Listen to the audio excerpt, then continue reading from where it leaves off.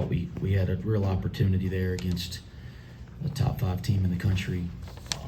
I thought the environment was as good as you can have in college basketball. The appreciation that I think I have and our team, players, and our staff have for the people that come out and support us like that.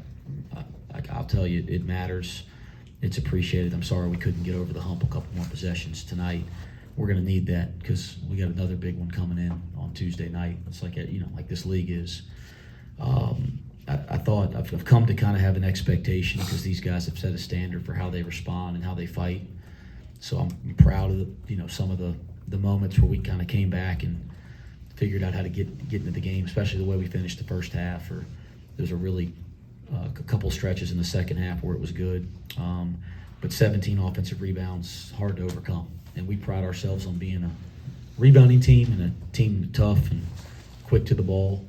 And they came in and got 17 and set a tone right from the start. We only got 9, and it's 41-34 on the board. And we're trying to establish an identity there. That's frustrating, and 17 offensive rebounds is really hard to overcome, guys. Every night gonna be a big game for us. We just come out of the game playing hard, playing physical, be the type of team, rebound the ball, like Coach said. We just gotta keep doing what we do, Cincinnati basketball. Rebound the ball, playing transition. Well, guys, he hasn't played live basketball for 6 weeks or so, and he came back and practiced live for the first time Thursday. And honestly, going into practice Thursday, I didn't know if he was going to practice. I'm not sure if he knew if he was going to practice. And he had a good practice. He got through the majority of it. And then he came back yesterday, and same thing. I didn't know if he was going to be able to make it through or even plan on playing. And he got through it and looked good, especially given the circumstances of being out as long as he has. And then we talked last night, and he said he thinks he can play, which is what you want to hear as a coach. You want somebody to feel confident. And so it was great to put him in the game. It was great to see him run out there.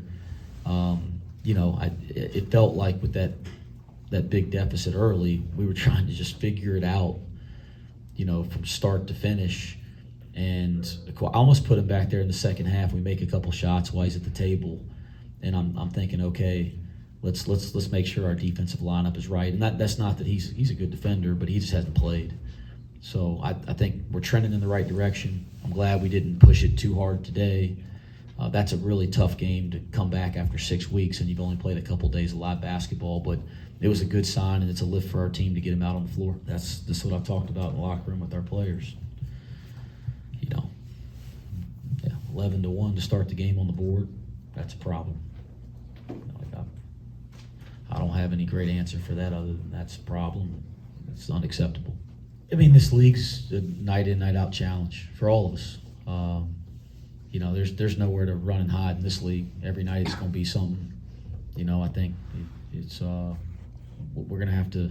I told the guys in the locker room, I'm disappointed. They're disappointed. We're right there. It's a major opportunity, but we can be pissed off. That's fine because I'm pissed off.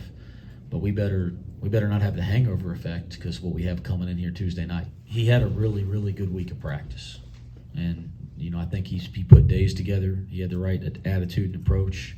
And as a coach, that frustrates you because you want him to get that reward. When you do it right to the standard that I have for him, you want him to get that instantaneous reward. It's frustrating that it didn't happen tonight for him. But the only answer is to continue to approach it the way he's approached it over the last 7 days. And if he does that, we all know what Victor's capable of. He's going to be fine, and he's really important to this team, and we got to get him back, playing at the level that he's capable of. We've got guys that have winning DNA, and we've created a culture here over the years of being able to win in these environments, and it's not easy.